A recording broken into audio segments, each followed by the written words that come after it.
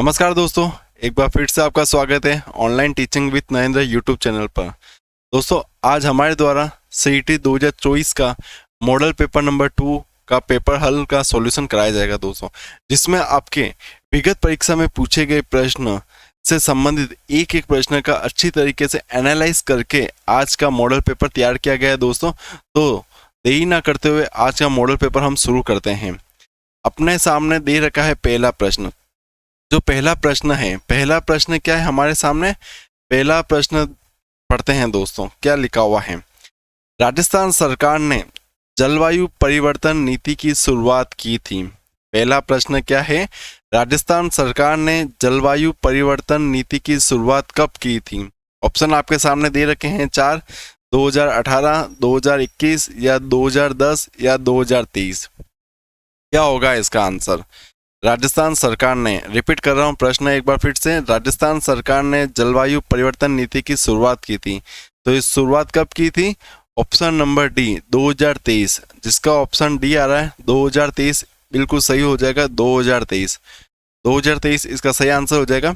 अगला प्रश्न हमारे सामने दे रखा है प्रश्न नंबर 2।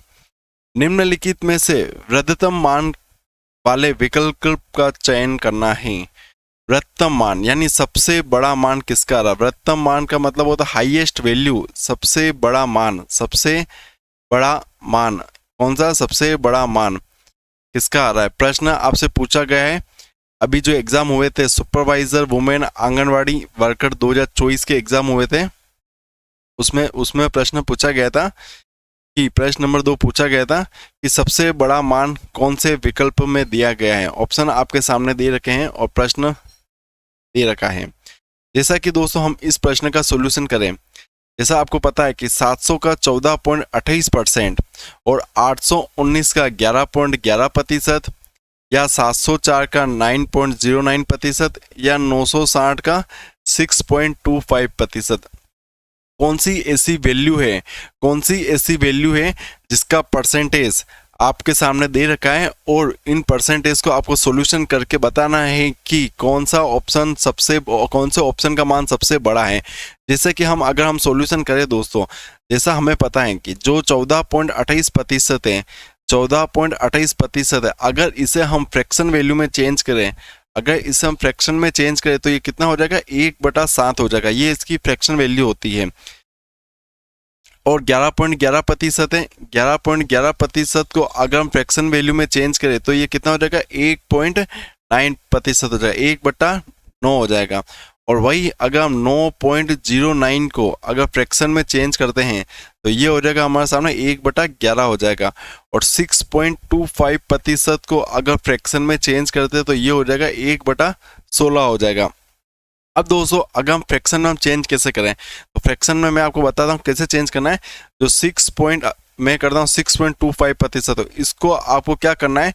इसको आपको 100 से मल्टीप्लीकेशन करना है। क्या करना है? 100 से गुना करना है। तो जब आप इसके परसेंटेज हटाएंगे तो नीचे 100 आ जाएगा। तो जब आप इसको कैलकुलेशन करेंगे तो आपके सामने कितना आएगा? 1/16 आ जाएगा दोस्तों। कितना आ जाएगा? 1/16 आ जाएगा।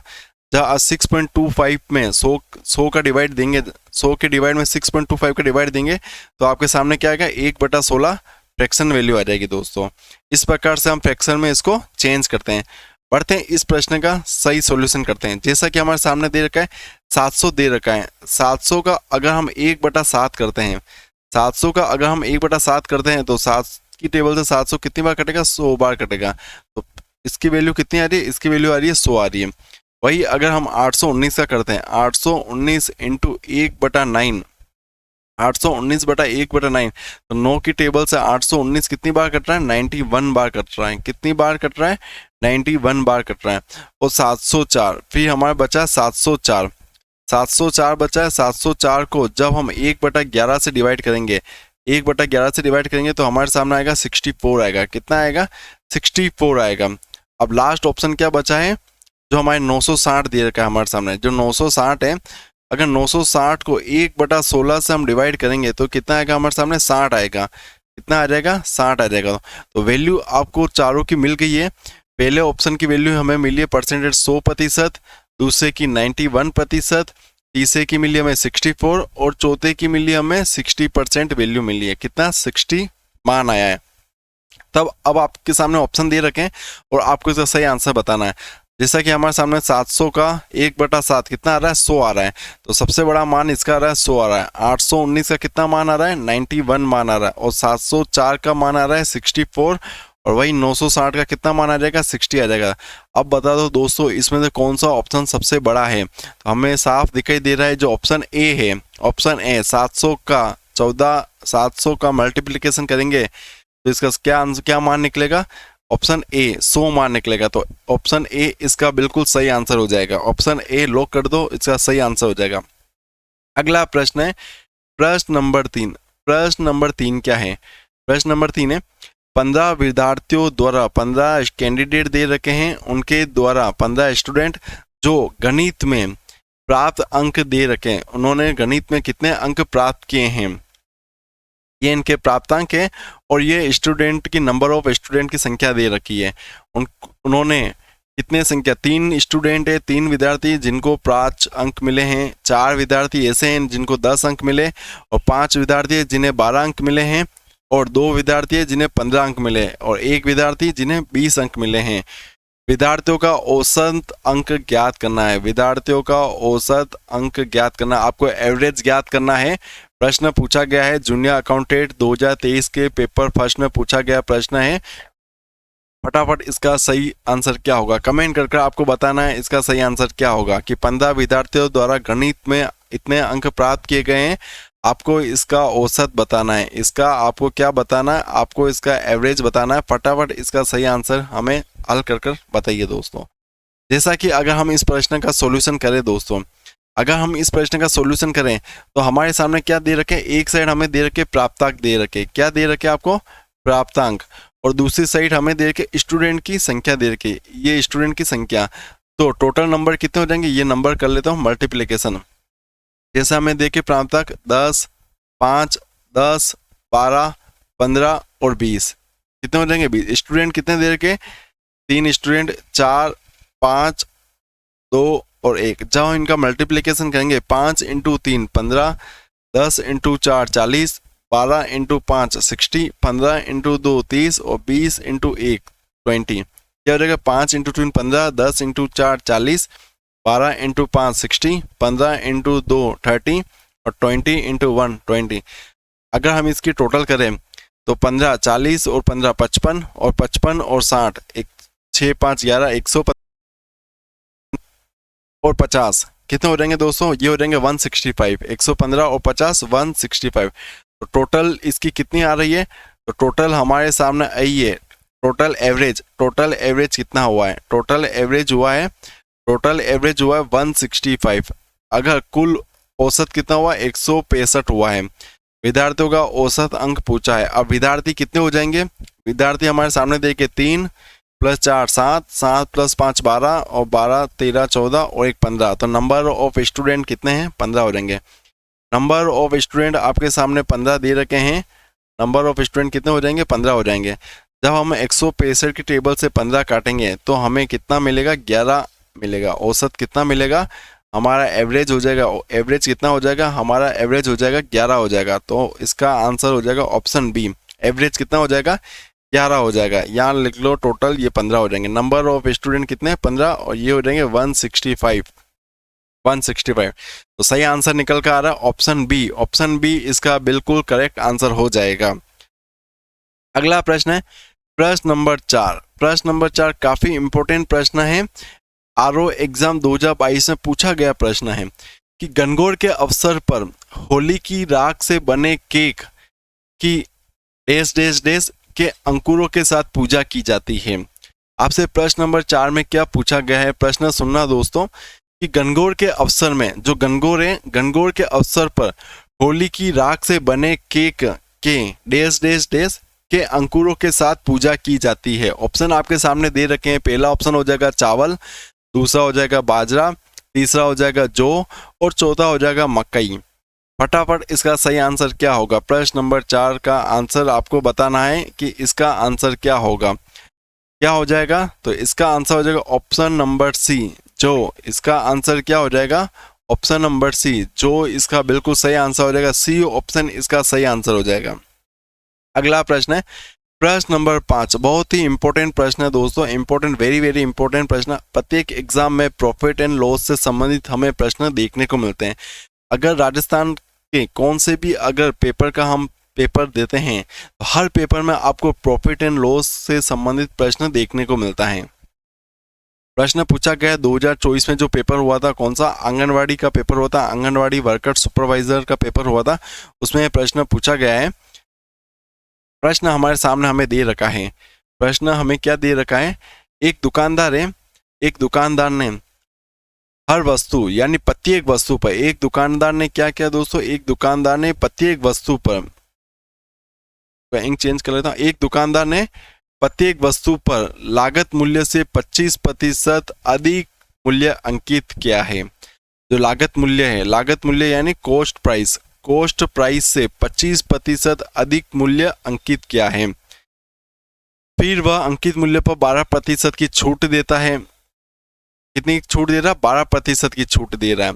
यदि एक वस्तु जिसे वह 3850 में बेचा होता तो दुकानदार को कितने प्रतिशत प्रॉफिट कमाया, दुकानदार ने कितने प्रतिशत प्रॉफिट कमाया, फटाफट इसका आंसर बताया दोस्तों।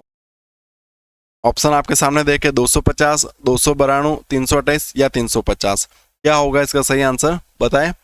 एक दुकानदार है, प्रश्न को रिपीट कर रहा हूं, प्रश्न क्या पूछा है आपसे, प्रश्न नंबर 5, एक दुकानदार है, एक दुकानदार जो प्रत्येक वस्तु बेचता है और प्रत्येक वस्तु पर जो कॉस्ट प्राइस है, जो क्रय मूल्य है, क्रय मूल्य पर कितना मूल्य अधिक अंकित करता है, 25% अधिक मूल्य अंकित करता है, 25% अधिक मूल्य अंकित करता है। फिर वह जो अंकित मूल्य होता है, जो बढ़ा हुआ मूल्य होता है 25%, उस 25% पर बढ़े हुए मूल्य पर कितना डिस्काउंट देता है, 12% का डिस्काउंट देता है। और डिस्काउंट देने के बाद वह उस वस्तु को कितने में बेचता है, 3850 में बेचता है। तो अब उसे कितना प्रॉफिट हुआ है दोस्तों, फटाफट इसका सही आंसर बताओ। जैसे कि दोस्तों अगर हम इसका सॉल्यूशन करें तो एक नॉर्मल ट्रिक से मैं आपको बताऊंगा, ना इसमें कोई फॉर्मूला होगा, ओनली IQ लेवल से आप इस पेपर का सॉल्यूशन कर सकते हैं, इस प्रश्न का आप सॉल्यूशन कर सकते हैं। जैसे हमें पता है, हमें 3 चीज पता होनी चाहिए, एक होती है हमारे सामने कॉस्ट प्राइस, एक होती है हमारे सामने क्या होती है कॉस्ट प्राइस, एक होती है हमारे सामने SP होता है, क्या होता है, एक होता है हमारे सामने SP होता है, और एक होती है क्या होती है मार्क्ड प्राइस होती है। जो CP है, जो CP होता है, CP क्या होता है, CP होता है, ये होती है कॉस्ट प्राइस होती है, क्रय मूल्य, क्या होता है क्रय मूल्य होता है, और SP होता है सेलिंग प्राइस, और MP होता है मार्क्ड प्राइस, जिसे हम क्या कहते हैं अंकित मूल्य कहते हैं। प्रश्न में आपके सामने क्या दे रखा है, हमें प्रश्न में दे रखा है कि एक वस्तु पर लागत मूल्य से 25% अधिक अंकित किया गया है। लागत मूल्य, अगर हम लागत मूल्य को हम 100% मान लेते हैं, अगर आप लागत मूल्य को 100% मानते हैं, क्योंकि हर वस्तु को प्रॉफिट एंड लॉस में अर्थमेटिक मीन में जो भी अगर हम गणित मैथ्स के प्रश्न सॉल्यूशन करते हैं तो उसमें अगर हमारे सामने अर्थमेटिक मैथ्स है तो अर्थमेटिक मैथ्स में हम प्रत्येक वस्तु को 100% मानकर अगर प्रश्न का हल करेंगे तो हमारी कैलकुलेशन काफ़ी इजी हो जाती है। अगर हम जैसे हम इसमें मानते हैं, अगर कॉस्ट प्राइस हमारे सामने दे रखी है, अगर हम कॉस्ट प्राइस को 100% मान लेते हैं, कॉस्ट प्राइस को हम कितना माने 100%, कॉस्ट प्राइस आपको दे रखी है कितनी 100%। प्रश्न में बोला है कि लागत मूल्य से 25% अधिक मूल्य अंकित किया है, यानी लागत मूल्य ये क्या हुआ हमारे सामने कॉस्ट प्राइस, और इस कॉस्ट प्राइस से 25% अधिक मूल्य अंकित किया है, कितना 25% अधिक मूल्य अंकित किया है, तो ये हो जाएगा कितना 125 हो जाएगा, कितना हो जाएगा 125 हो जाएगा। दे रखा है आपके सामने कि 100 जो लागत मूल्य है, इस लागत मूल्य से 25% अधिक मूल्य अंकित किया है, तो हमारा अंकित मूल्य कितना आ जाएगा 125। अब प्रश्न क्या पूछा है आगे, फिर जो अंकित मूल्य है, अंकित मूल्य पर 12% की छूट देता है। अब हम अंकित मूल्य पर कितने प्रतिशत की छूट देंगे, जो हमारा 125 है, जो हमें 125 मिला है, इस पे हम कितने 12% की छूट देंगे। अगर हम इसकी 12% की छूट देते हैं, यहाँ परसेंट है और परसेंट को हटाते हैं हम, तो परसेंट हटाने के बाद हमें नीचे क्या प्राप्त होगा 100 प्राप्त होगा, परसेंट हटा दिया हमें 100 प्राप्त हो गया। जब हम इसकी टेबल से काटेंगे 25 की टेबल से काटेंगे तो हमें कितना प्राप्त होगा, ये हमें प्राप्त होगा 15 प्राप्त होगा, कितना प्राप्त होगा 15। तो हमारी छूट कितने की मिली, हमें छूट परसेंटेज में तो 12% और मूल्य में 15, तो 15 रुपये की हमें छूट मिली है। तो जब हम 125 में से 15 लेस करेंगे तो हमें कितना मिलेगा, 110 मिलेगा। कितना मिलेगा, 110। तो हमारी जो सेलिंग प्राइस है, हमारी सेलिंग प्राइस कितनी हो जाएगी, हमारी सेलिंग प्राइस हो जाएगी 110 रुपये। सेलिंग प्राइस कितनी हो जाएगी, हमारे सामने सेलिंग प्राइस दे रखी है 110 रुपये हो जाएगी। सेलिंग प्राइस हो जाएगी आपकी 110 रुपये। जो सेलिंग प्राइस है, सेलिंग प्राइस कितनी हो जाएगी, सेलिंग प्राइस हो जाएगी 110 रुपये हो जाएगी। सेलिंग प्राइस क्या हो जाएगी, 110 रुपये हो जाएगी। अब प्रत्येक वस्तु को 3850 में बेचा है, यानी एक बेचा कितने में, 3850। तो हमारा मूल्य कितना, सेलिंग प्राइस कितना दे रखा है, सेलिंग प्राइस दे रखा है 3850। सेलिंग प्राइस कितना दे रखा है, 3850। तो दुकानदार ने कितना लाभ कमाया। लाभ कमाने के लिए क्या करते हैं, सेलिंग प्राइस माइनस सीपी, ये होता है हमारा प्रॉफिट होता है। ये क्या होता है, हमारा प्रॉफिट होता है। सेलिंग प्राइस कितनी दे रखी है, सेलिंग प्राइस दे रखी है 3850। सेलिंग प्राइस दे रखी है 3850। कॉस्ट प्राइस हमें निकालना है, क्योंकि कॉस्ट प्राइस हमें परसेंटेज में दे रखी है, मूल्य में नहीं दे रखी है। तो जो 3850 है, यहाँ मैं लिख लेता हूँ साइड में, जो 3850 है, 3850 परसेंटेज में कितना है, परसेंटेज में 110 है, और कॉस्ट प्राइस परसेंटेज में कितनी है, 100 है। जब हम इनकी कैलकुलेशन करेंगे तो हमें कितना मिलेगा, 3500 मिलेगा दोस्तों। इसकी कैलकुलेशन हम करेंगे तो कितना रिसीव होगा, हमें 3500 होगा। 11 की टेबल से कट जाए, 1 0 से 1 0 हो जाएगा। 11 की टेबल से हम काटेंगे, 11 × 3 3 बार 33, और 5 बचा, 11 × 5 55। तो यह कट जाएगा,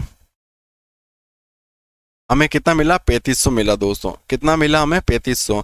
तो कॉस्ट प्राइस कितनी हो जाएगी, कॉस्ट प्राइस हो जाएगी हमारे सामने 3500 हो जाएगी। कॉस्ट प्राइस कितनी हो जाएगी, 3500। अब सेलिंग प्राइस में से कॉस्ट प्राइस हम जब लेस करेंगे तो हमारे सामने प्रॉफिट हमें दे रखा है, कितना प्रॉफिट हमें नजर आएगा, 350 रुपये का। तो इसका सही आंसर हो जाएगा option number D. Option number D इसका सही आंसर हो जाएगा, कॉस्ट प्राइस 350 रुपये।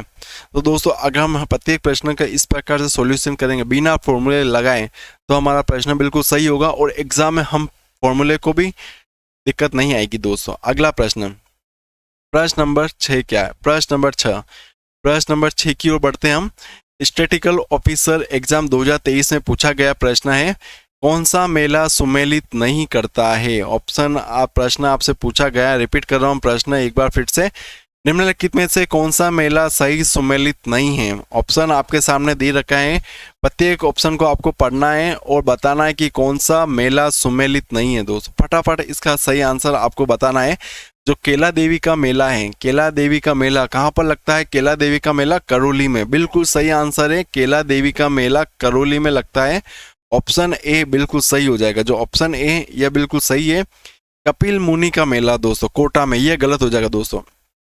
जो कपिल मुनि का मेला है यह कहाँ लगता है, हमारे बीकानेर में लगता है। कहाँ पर लगता है, बीकानेर में। और बीकानेर में भी कहाँ पर, कोलायत में। बीकानेर में अगर स्थान पूछे तो कहाँ हो जाएगा, कोलायत में। बीकानेर में अगर आपसे स्थान पूछे तो कहाँ हो जाएगा, बीकानेर के कोलायत में। बृहत्तरी का मेला अलवर में, बिल्कुल सही है। और शीतला माता मेला चाकसू, और चाकसू कहाँ पर है, जयपुर में हो जाएगा। चाकसू कहाँ पर है, जयपुर में हो जाएगा। तो यह भी बिल्कुल सही है। तो ऑप्शन बी इसका सही आंसर हो जाएगा, जो सुमेलित नहीं है। ऑप्शन बी इसका सही आंसर है, जो इस प्रश्न में सुमेलित नहीं है। अगला प्रश्न, प्रश्न नंबर 7।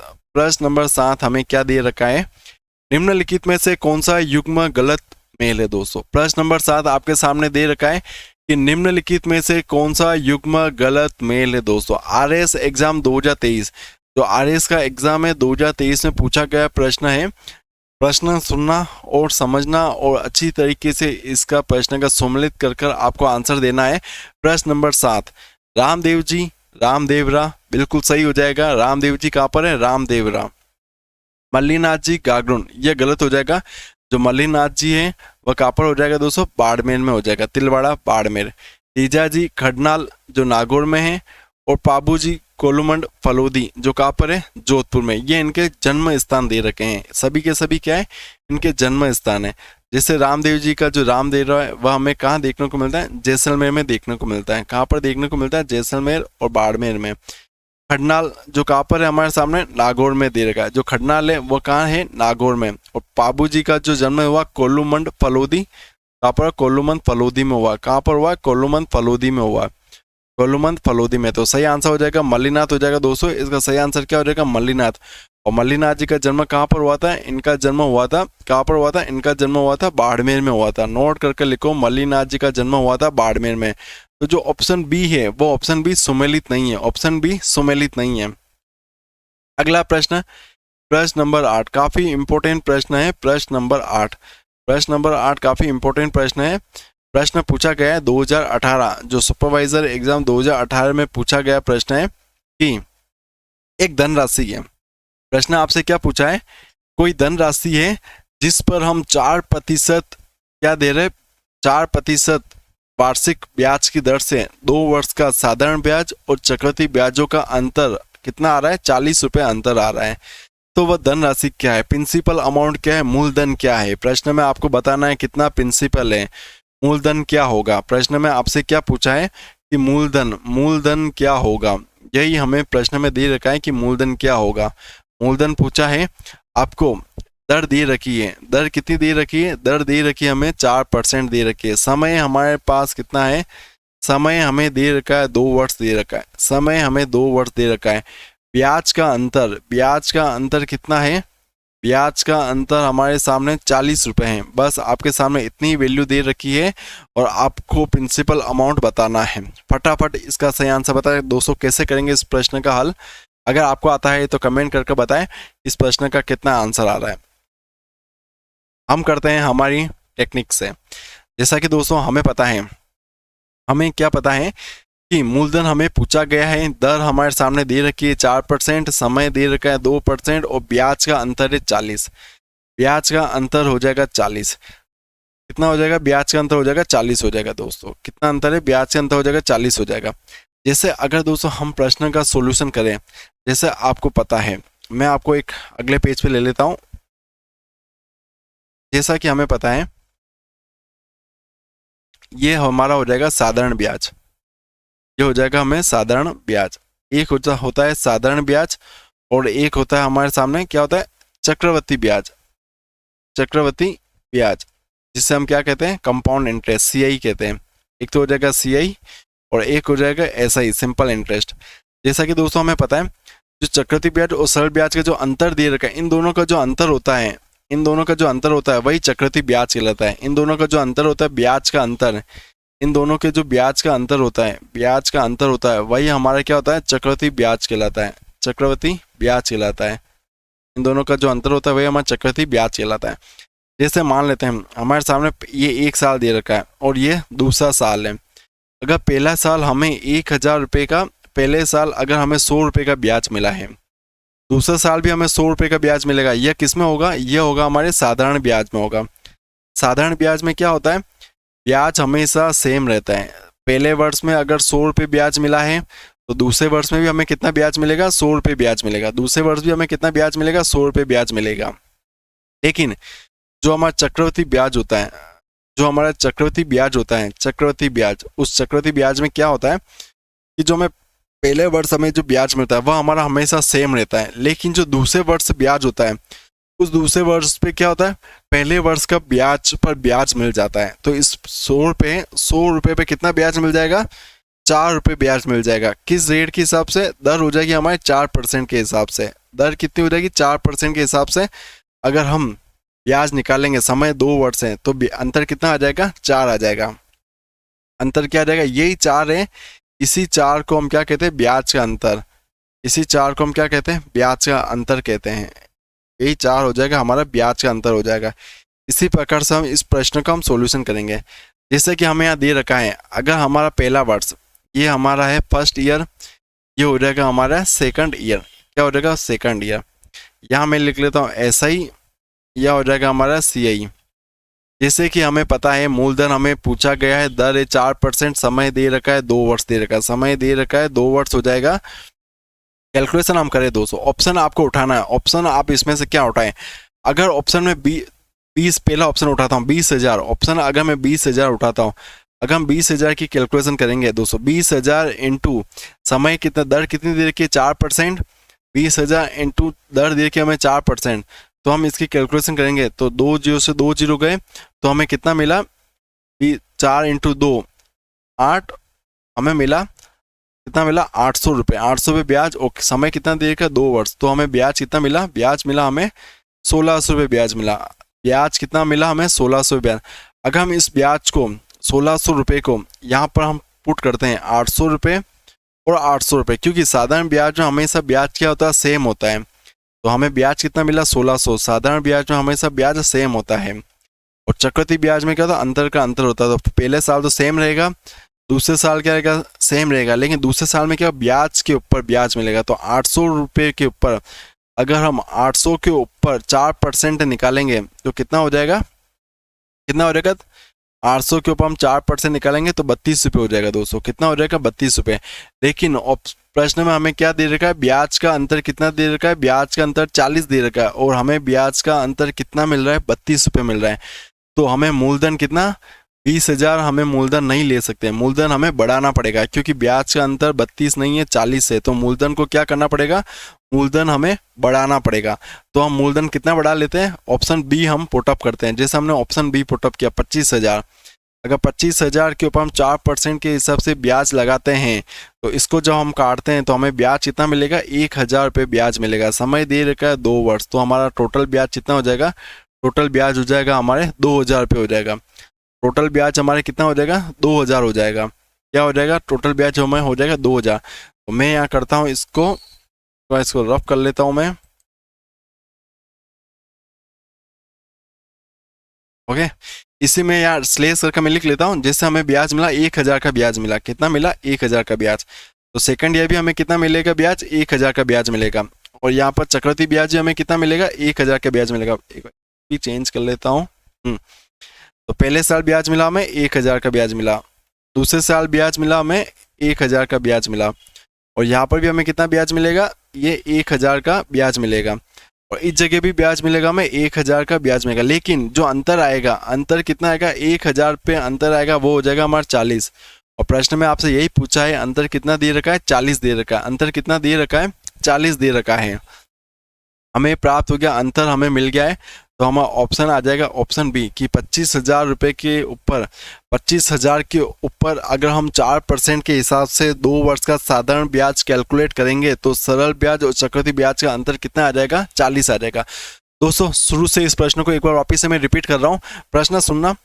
प्रश्न में आपसे पूछा है कि 4% ब्याज की दर से दर दे रखी है आपको 4%, समय दे रखा है 2 वर्ष, समय आपको दे रखा है 2 वर्ष, ब्याज की दर दे रखी है 4% और ब्याज का अंतर दे रखा है 40। ब्याज का अंतर होता है सरल ब्याज और चक्रवृद्धि ब्याज का अंतर, इन दोनों का डिफरेंस। सरल ब्याज और चक्रवृद्धि ब्याज का अंतर हमारा कहलाता है ब्याज का अंतर। जो सरल ब्याज होता है उसमें प्रत्येक वर्ष समान ब्याज होता है, जो सरल ब्याज होता है उसमें प्रत्येक वर्ष क्या होता है, समान ब्याज होता है। लेकिन जो चक्रवृद्धि ब्याज होता है, नोट करके लिखो, जो चक्रवृद्धि ब्याज होता है, चक्रवृद्धि ब्याज में पहले वर्ष समान ब्याज होता है, पहले वर्ष जो ब्याज आता है वो सरल ब्याज और चक्रवृद्धि ब्याज में समान होता है। चक्रवृद्धि ब्याज में जो पहले वर्ष जो ब्याज होता है वह सरल ब्याज और चक्रवृद्धि ब्याज में सेम होता है। लेकिन दूसरे वर्ष में जो ब्याज आता है चक्रवृद्धि ब्याज का, वह क्या होता है, ब्याज के ऊपर ब्याज होता है, वही अंतर कहलाता है। तो यही अंतर क्या कहलाता है, चक्रवृद्धि ब्याज और सरल ब्याज का अंतर। ऑप्शन के माध्यम से हमने इस प्रश्न का सॉल्यूशन क्या है, हमने एक एक ऑप्शन को इसमें पुट किया है। पहले ऑप्शन हमने 20,000 की वैल्यू को पुट किया है, 20,000 वैल्यू के ऊपर हमने 4% के हिसाब से निकाला, तो हमें 2 वर्ष का ब्याज हमें मिला है 1,600 रुपये। तो पहले वर्ष में हमने 1,600 रुपये को हमने 2 टुकड़े किए। पहले वर्ष में हमने रखा है कितना, 800, पहले वर्ष में हमने रखा है 800, दूसरे वर्ष में भी हमने रखा है 800, ये हो जाएगा हमारे सरल ब्याज। और चक्रवृद्धि ब्याज में पहला वर्ष सेम रहता है, दूसरे वर्ष में भी 800 रखा है, लेकिन दूसरे वर्ष में क्या होता है, ब्याज के ऊपर ब्याज। तो 800 रुपये के ऊपर जब हम 4% निकालेंगे तो हमें क्या प्राप्त होगा, 32 रुपये प्राप्त होगा। तो टोटल ब्याज का अंतर हमें क्या मिला, 32 रुपये। और प्रश्न में हमें दे रखा है ब्याज का अंतर 40 रुपये। तो दोनों ही ऑप्शन हमारे मैच नहीं हुए हैं, ब्याज का अंतर हमारा मैच नहीं हुआ है, इसलिए हमने ऑप्शन ए को गलत माना है। ऑप्शन बी को हमने पुट किया है जिसकी वैल्यू दे रखी है 25,000। अगर 25,000 के ऊपर हम 4% वैल्यू पुट करते हैं तो हमें ब्याज का अंतर कितना मिला है, 1,000 रुपये। समय दे रखा है 2 वर्ष, तो 2,000 ब्याज हो जाएगा और इसी प्रकार से हमें ब्याज का अंतर मिला है 40 रुपये। तो हमारा ऑप्शन क्या हो जाएगा, ऑप्शन बी इसका सही आंसर हो जाएगा। अगला प्रश्न है प्रश्न नंबर 9। प्रश्न नंबर 9 क्या है? जो डामोर जनजाति है, डामोर जनजाति राजस्थान में मुख्यतः किन जिलों में पाई जाती है? डामोर जनजाति राजस्थान के मुख्यतः किन जिलों में पाई जाती है? 2022 के थर्ड ग्रेड टीचर में पूछा गया प्रश्न है, डामोर जनजाति मुख्यतः किन जिलों में पाई जाती है? ऑप्शन आपके सामने दे रखे हैं, फटाफट इसका सही आंसर बता दीजिए। ऑप्शन है डूंगरपुर, बांसवाड़ा, उदयपुर। Option B Chittorgarh, Pratapgarh, Rajsamand. या सी सवाईमाधोपुर, करौली, बूंदी। या डी कोटा, बारा, झालावाड़। क्या होगा इसका सही आंसर? डामोर जनजाति राजस्थान के मुख्यतः किन जिलों में पाई जाती है? Option A Dungarpur, Banswara, Udaipur. डूंगरपुर, बांसवाड़ा, उदयपुर में पाई जाती है। एक अगर 200 कुछ जनजातियों के बारे में और मैं आपको बताता हूँ। अगर प्रश्न आपसे मीना जनजाति के बारे में पूछा होता, अगर प्रश्न में आपसे मीना जनजाति के बारे में पूछा होता, तो मीना जनजाति सर्वाधिक कहाँ देखने को मिलती है? मीना जनजाति हमें देखने को मिलती है जयपुर में, सर्वाधिक हमें जयपुर में देखने को मिलती है। जो भील जनजाति है, भील जनजाति हमें डूंगरपुर, कहाँ पर? डूंगरपुर, बांसवाड़ा और उदयपुर में देखने को मिलती है। बांसवाड़ा और उदयपुर में हमको देखने को मिलती है। कौन सी? भील जनजाति।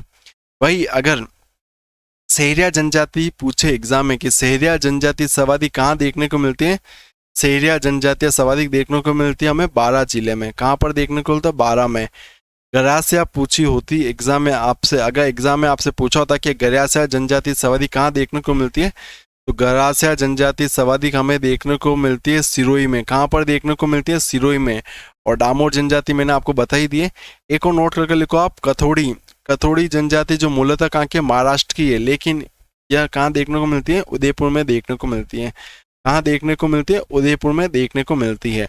जो डामोर जनजाति है यह सर्वाधिक डूंगरपुर में देखने को मिलती है। कहाँ पर देखने को मिलती है? डूंगरपुर में। और डूंगरपुर में एक स्थान है जहाँ पर इनका मूल स्थान है सिमलावाड़। एक स्थान नोट करना, इस सिमलावाड़ नामक स्थान पर सर्वाधिक जनजाति देखने को मिलती है डामोर जनजाति। तो सभी जनजाति आपको याद रखने दोस्तों।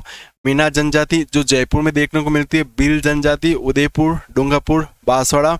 सहरिया जनजाति 12 में, गरासिया सिरोही में, कथोड़ी जो मूलतः महाराष्ट्र की जो उदयपुर में देखने को मिलती है।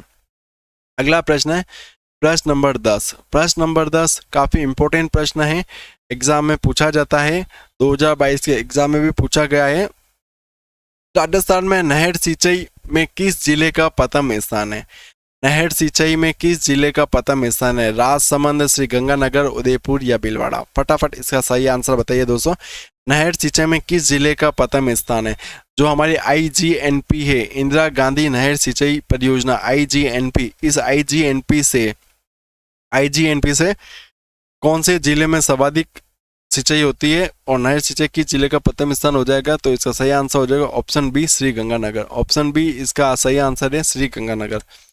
अगला प्रश्न, प्रश्न नंबर 11। राजस्थान का हरिद्वार कहा जाता है? ऑप्शन आपके सामने दे रखे हैं। राजस्थान का हरिद्वार किसे कहा जाता है? ऑप्शन पहला भोपाल सागर, बी मातकुंडिया, या सी मंडपिया, या डी बांडोली। फटाफट इसका सही आंसर आपको बताना है, कमेंट करके इसका सही आंसर बताएं कि राजस्थान का हरिद्वार किसे कहा जाता है। राजस्थान का हरिद्वार किसे कहा जाता है? भोपाल सागर, मातकुंडिया या मांडपिया या बांडोली। तो सही आंसर हो जाएगा ऑप्शन बी, मातकुंडिया। और मातकुंडिया कहाँ पर हो जाएगा? तो मातकुंडिया यह है हमारे चित्तौड़ में। चित्तौड़ में कहाँ पर है? चित्तौड़ में। तो ऑप्शन बी इसका सही आंसर है। अगला प्रश्न है प्रश्न नंबर 12। काफी इंपॉर्टेंट प्रश्न है। निम्नलिखित में से किस संत को राजस्थान का कबीर कहा जाता है? ऑप्शन प्रश्न नंबर 12 में क्या पूछा गया है? प्रश्न नंबर 12 में पूछा गया है कि निम्नलिखित में से किस संत को राजस्थान का कबीर कहा जाता है? राजस्थान का कबीर किस संत को कहा जाता है? ऑप्शन आपके सामने दे रखे हैं, जसनाथ जी, मीराबाई, जाम्बो जी या दादू दयाल जी। फटाफट इसका प्रश्न को पढ़कर सही आंसर ऑप्शन सेलेक्ट करके आपको कमेंट करके बताना है कि कौन सा ऑप्शन सही होगा, कौन सा ऑप्शन इसका सही होगा। फटाफट इसका सही आंसर आप बताएं। प्रश्न में आपसे पूछा है कि राजस्थान का कबीर किसे कहा जाता है? जसनाथ जी को, मीराबाई को, जम्बो जी को या दादू दयाल जी को। क्या होगा इसका सही आंसर? तो जैसा कि हमें पता है राजस्थान का कबीर किसे कहा जाता है? राजस्थान का कबीर किसे कहा जाता है? राजस्थान का कबीर हो जाएगा हमें दादू दयाल जी को कहा जाता है। किसे कहा जाता है? राजस्थान का कबीर दादू दयाल जी को कहा जाता है। यह कबीर हो जाएंगे, कहाँ के कबीर हो जाएंगे? यह हो जाएंगे हमारे राजस्थान के कबीर हो जाएंगे। कहाँ के कबीर हो जाएंगे? राजस्थान के कबीर हो जाएंगे दोस्तों। इनके गुरु के, अगर प्रश्न में कभी कभार प्रश्न में पूछा गया है कि इनके गुरु का नाम क्या था, इनके जो गुरु का नाम था, इनके गुरु का नाम था वृद्धानंद था। क्या नाम था? वृद्धानंद था। जबकि राजस्थान की राधा किसे कहा जाता है? राजस्थान की राधा कहा जाता है। राजस्थान की ये राधा है, कौन है? मीराबाई। यह राजस्थान की क्या हो जाएगी? राधा हो जाएगी दोस्तों, राजस्थान की राधा हो जाएगी मीराबाई। और जसनाथ जी के अगर गुरु की बात करें तो गोरखनाथ हो जाएंगे दोस्तों। जसनाथ जी के जो गुरु है, जसनाथ जी के गुरु का नाम क्या हो जाएगा? गोरखनाथ। और जाम्बू जी के गुरु का नाम भी क्या है? गोरखनाथ। दोनों, इन सभी के गुरु का नाम याद रखना दोस्तों, गोरखनाथ। और मीराबाई के गुरु का नाम क्या हो जाएगा? और दादू दयाल जी के गुरु का नाम वृद्धानंद। एक प्रश्न और पूछा गया है कि दादू दयाल जी का जो सत्संग स्थल है, सत्संग स्थल प्रश्न में काफी बार पूछा गया है कि दादू दयाल जी का जो सत्संग स्थल है इसे क्या कहा जाता है? इसे क्या कहा जाता है? अलख दरीबा। अलख दरीबा कहा जाता है। इसे क्या कहा जाता है? अलख दरीबा कहा जाता है। जो दादू दयाल जी के शिष्य थे, इनके शिष्य में सर्वाधिक प्रिय शिष्य था, कौन था? रज्जब जी और सुंदरदास जी थे।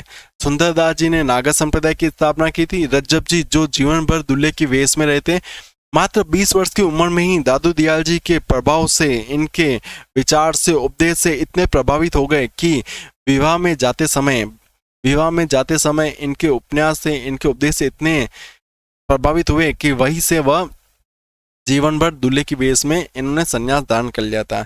और इनके दो पुत्र हैं जिनका नाम है गरीबदास और एक का पुत्र का नाम है मिस्कंदास। जो गरीबदास है, गरीबदास ने आगे जाकर दादू दयाल जी की क्या संभाली? पद गद्दी संभाली गरीबदास जी ने।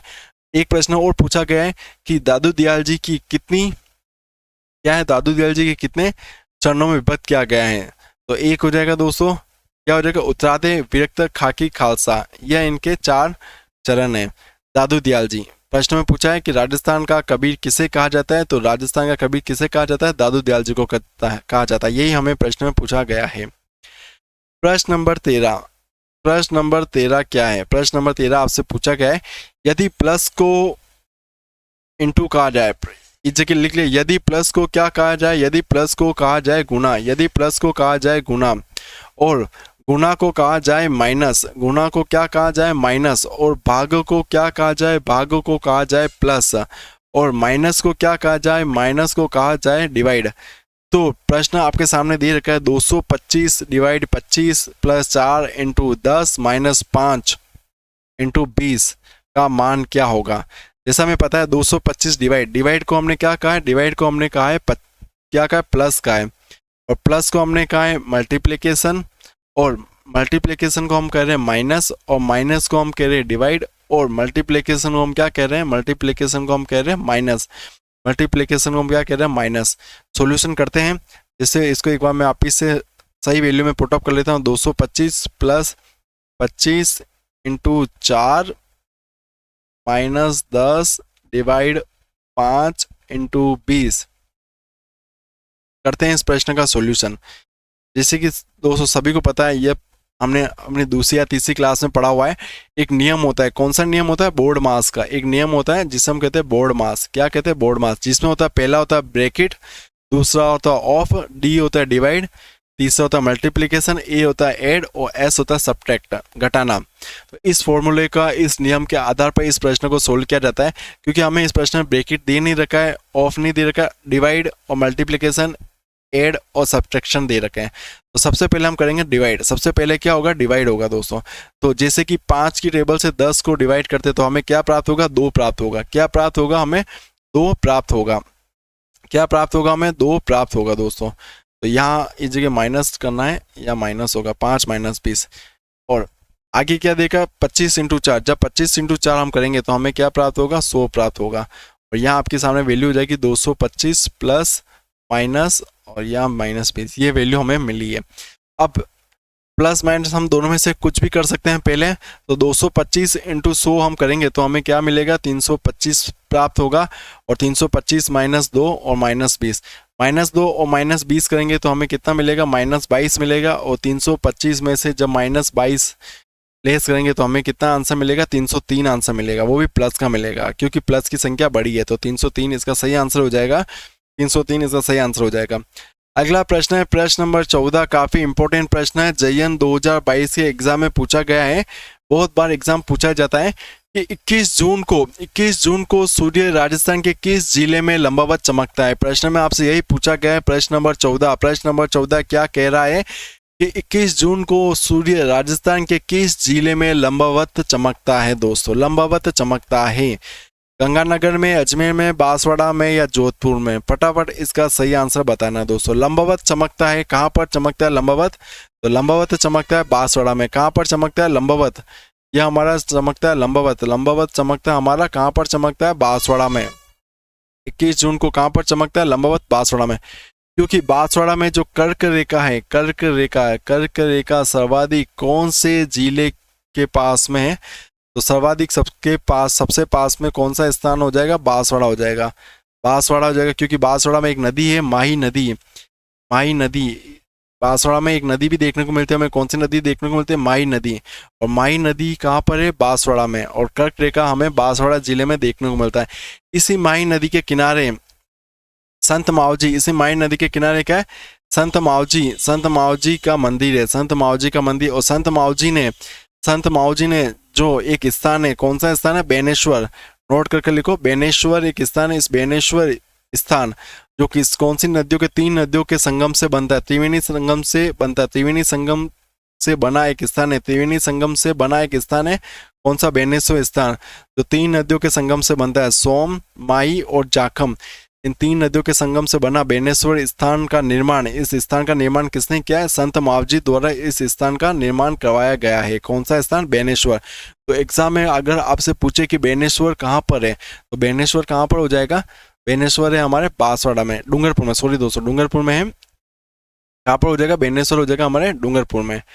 ओके। प्रश्न नंबर 15 क्या है? राजस्थान में सूती वस्त्र उद्योग की सर्वप्रथम इकाई किस जगह प्रारंभ की गई थी? राजस्थान में सूती वस्त्र उद्योग की सर्वप्रथम इकाई किस जगह प्रारंभ की गई थी? Senior physical education teacher exam 2022 में पूछा गया प्रश्न है कि राजस्थान में सूती वस्त्र उद्योग की सर्वप्रथम इकाई किस जगह प्रारंभ की गई थी? ऑप्शन आपके सामने दे रखे हैं 4, जयपुर, कोटा, ब्यावर, अलवर।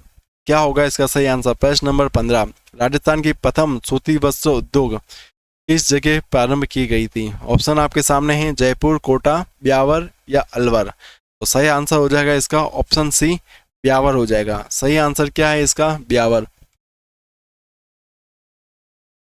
राजस्थान में भील जनजाति द्वारा मैदानी भागों में की जाने वाली कृषि कहलाती है। राजस्थान में प्रश्न नंबर 16, राजस्थान में भील जनजाति द्वारा मैदानी भागों में की जाने वाली कृषि क्या कहलाती है? राजस्थान में मैदानी भागों में की जाने वाली कृषि क्या कहलाती है? तो सही आंसर हो जाएगा दज्जिया। ऑप्शन बी इसका सही आंसर हो जाएगा दज्जिया। प्रश्न नंबर 17, राजस्थान का कौन सा शहर भारत में सबसे बड़े ऊन बाजार के रूप में जाना जाता है? CET 2022 में पूछा गया प्रश्न है कि कौन सा शहर भारत में सबसे बड़े ऊन बाजार के रूप में जाना जाता है? बीकानेर, बाड़मेर, जोधपुर या जैसलमेर। किसे जाना जाता है? बीकानेर को जाना जाता है। अगला प्रश्न है प्रश्न नंबर 18 क्या है? 3 संख्या दे रखी है जिसका अनुपात हमें दे रखा है 2:3:4 के अनुपात में। इनका औसत हमें कितना दे रखा है? 39 दे रखा है, 39 इनका औसत है। तो सबसे छोटी संख्या क्या होगी? 2022 के CET एग्जाम में पूछा गया प्रश्न है। जैसा कि दोस्तों औसत हमें क्या दे रखा है? औसत हमें दे रखा है, तीनों संख्या का औसत कितना दे रखा है? तीनों संख्या का औसत हमें दे रखा है 39। 39 इंटू 3 करेंगे तो हमें कुल औसत कितना प्राप्त हो जाएगा? कुल औसत हमें प्राप्त होगा 117 कुल औसत प्राप्त हो जाएगा। तीनों संख्या अगर हम तीन संख्या को मान दे देते हैं, नाम दे देते हैं ABC। इन 3 संख्या का अनुपात कितना दे रखा है? 2:3:4 दे रखा है। 2:3:4 दे रखा है। इनके अनुपातों का योग क्या हो जाएगा? इनके अनुपातों का योग हो जाएगा 4, 3, 7 और 1, 9। इनके अनुपातों का योग कितना हो जाएगा? 9 हो जाएगा। और प्रश्न में पूछा गया सबसे छोटी संख्या क्या होगी? तो सबसे छोटी संख्या का अनुपात क्या है? 2 है। तो कुल अनुपात क्या है? 117। कुल योग क्या है? 9 और छोटी संख्या क्या है? 2। तो ये हमारा हो जाएगा A का मान। क्या हो जाएगा? A का मान। जब 9 की टेबल से हम काटेंगे तो 9 एकम 9 बच्चा कितना? 3 और 9 तिया 27। 9 तिया 27। अब इस कितनी बार कटा, ये 13 बार कटा। कितनी बार कटा, 13 बार। तो 9 के टेबल से 170 कटा 13 बार, तो 13 इंटू 2 हम करेंगे तो हमें मिलेगा 26। सबसे छोटी संख्या का मान हो जाएगा 26 हो जाएगा। सबसे छोटी संख्या का मान हो जाएगा 26। क्या हो जाएगा, सबसे छोटी संख्या का मान हो जाएगा 26। और सबसे बड़ी संख्या का मान 26 इंटू 4 13 इंटू 3 करेंगे तो 39, और 13 26 49 52, और 13 इंटू 4 करेंगे तो 52। तो सबसे बड़ा मान हो जाएगा 52। अगर हम इन तीनों का टोटल भी करते हैं 226 39 और 52, तो भी हमें कितना मिलेगा, 117 मिलेगा। तो भी हमें कितना प्राप्त होगा, 117 प्राप्त होगा। तो सबसे छोटी संख्या, अगर प्रश्न में आपसे सबसे छोटी संख्या पूछी तो 26, अगर सबसे बड़ी संख्या पूछी होती तो 52। प्रश्न का एक एक प्रश्न का हमने अच्छी तरीके से बताया है दोस्तों। अगला प्रश्न है प्रश्न नंबर 19। प्रश्न नंबर 19 क्या है, रणथंभौर की विजय के उपरांत अलाउद्दीन खिलजी ने इस दुर्ग को किस दुर्ग को अपने अधिकार में सौंप दिया था, किस दुर्ग को अधिकार में सौंपा था। रणथंभौर की विजय के उपरांत अलाउद्दीन खिलजी ने इस दुर्ग को किसके अधिकार में सौंपा गया था। तो रणथंभौर दुर्ग के विजय के उपलक्ष्य में जब विजय प्राप्त कर ली तो अलाउद्दीन खिलजी ने अपने किस सेनापति को इस दुर्ग को सौंप दिया था। अमीर अली को, उल्गू खान को, लियाकत खान को या उमर अब्दुल्ला को। तो किसे सौंपा था, किसे सौंपा था, उल्गू खान को सौंपा था। किसे सौंपा था, उल्गू खान को सौंपा था। इसी रणथंभौर, ये जो रणथंभौर दुर्ग है, इसी रणथंभौर दुर्ग के विजय के उपलक्ष्य में विजय पर अलाउद्दीन खिलजी ने इस दुर्ग को उल्गू खान को सौंपा था। और इस दुर्ग में एक कहावत प्रसिद्ध है। वह कहावत क्या है, वह कहावत है कि आज क्या है, आज कुर्फ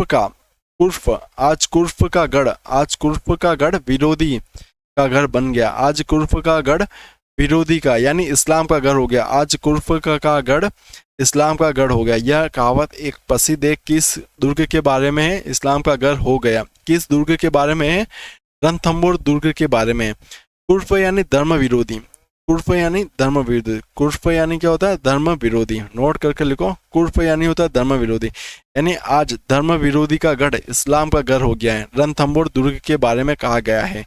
किसने कहा, यह कहावत किसने की है, तो यह की अमीर खुसरो ने। यह कहावत किसने की है, अमीर खुसरो ने की है। किसने कही है, अमीर खुसरो ने कही है।